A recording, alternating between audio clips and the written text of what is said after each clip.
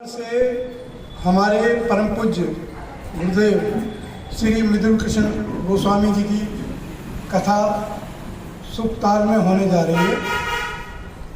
अध्यात्म से अगर आप देखें तो भागवत हम सभी को जीवन का मूल उद्देश्य क्या है हमारा और मुक्ति का साधन क्या है ये सिखाती है।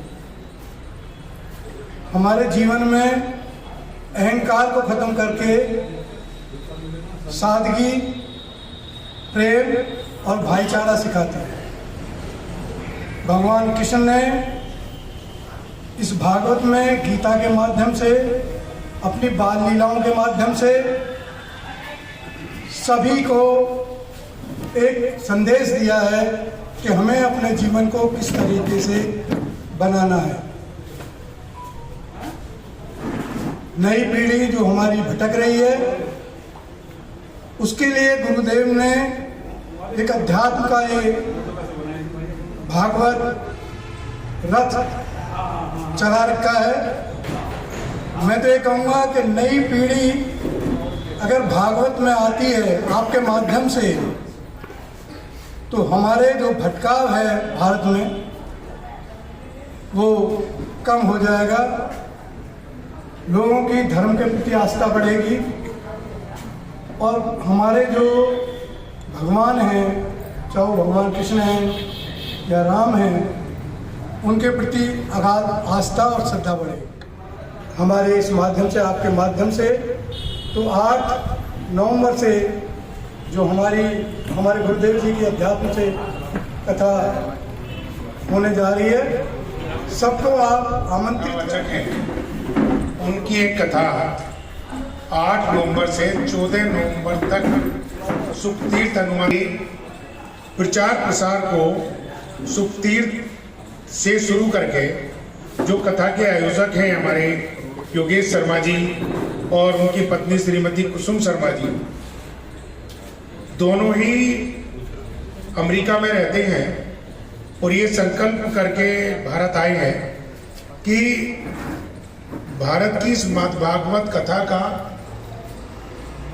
श्री मृदुल कृष्ण गोस्वामी जी के श्रीमुख से और इनकी धर्मपत्नी श्रीमती कुसुम शर्मा जी, इनकी माता जी का बहुत समय से एक संकल्प था कि उन्हें उस जगह कथा जो है वो करवानी है जहां से इस कथा का प्रादुर्भाव हुआ।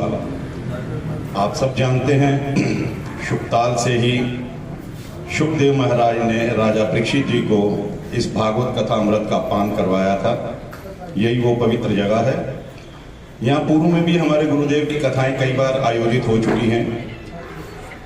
हमारे पूज्य गुरुदेव के सुपुत्र आचार्य श्री गौरव कृष्ण गोस्वामी जी, विश्वविख्यात कथावाचक, वो भी कथा गाते हैं। जहाँ तक सवाल हमारे गुरुदेव की कथा के बारे में है तो स्वामी हरिदास जी के वंश से जो है हमारे गुरुदेव संबंध रखते हैं और उसी वंशावली के अंदर हमारे गुरुदेव और उनके बाद अब उनके सुपुत्र गौरव कृष्ण गोस्वामी जी दुनिया को, लोगों को अध्यात्म के जरिए इस भागवत कथा अमृत का पान करवा रहे हैं।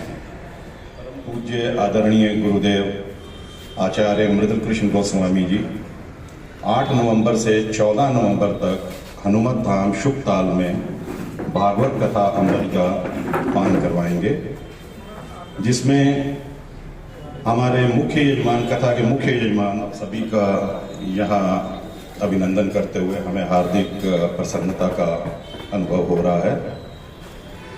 जैसा कि आपको हमारा पवित्र अमृत है जो देवताओं को भी सुलभ नहीं है। देवता भी जो है वो इस कथा अमृत को पाने के लिए लालायित रहते हैं और ये हम लोगों का बहुत सौभाग्य है कि हम लोगों ने मनुष्य योनि में जन्म लिया और लेने के बाद ऐसे आचार्य और कथा के आप कह सकते हैं कि वक्ता, उनके सानिध्य में हमें इस कथा को सुनने का सौभाग्य प्राप्त होने जा रहा है। महाराज, उन्होंने यहाँ पर अपनी तपस्या की थी पूरी उम्र, उन्हीं का राम आश्रम है यहाँ बनाते, उनका तो नहीं कह सकते पर उनके शिष्यों ने बनाया है। उसी तरह से हनुमान धाम में जो उनके अपने माँ मंडलेश्वर जी हैं, वो भी हमारे स्वामी जी के शिष्य हैं। उनके साथ मिलकर हमने ये तय किया कि यहाँ हनुमान धाम में कथा का आयोजन किया जाए, ताकि उसका लाभ यहाँ पे रहने वालों को मिले और हमारे साथ में हमारे बच्चों को, हमारे परिवार वालों को जो थोड़ा सा संबंध विच्छेद हुआ है हमारा ना आ पाने के कारण, वो फिर से जागृत हो जाए। और कथा तो भगवत भागवत कथा तो हमारे गुरुजी पता नहीं कब से करते आ रहे हैं, और इतनी मधुर वाणी से करते हैं, इतने मधुर उनके कीर्तन होते हैं, भजन होते हैं, एक बार कोई सुन लेता है तो वो दीवाना हो जाता है।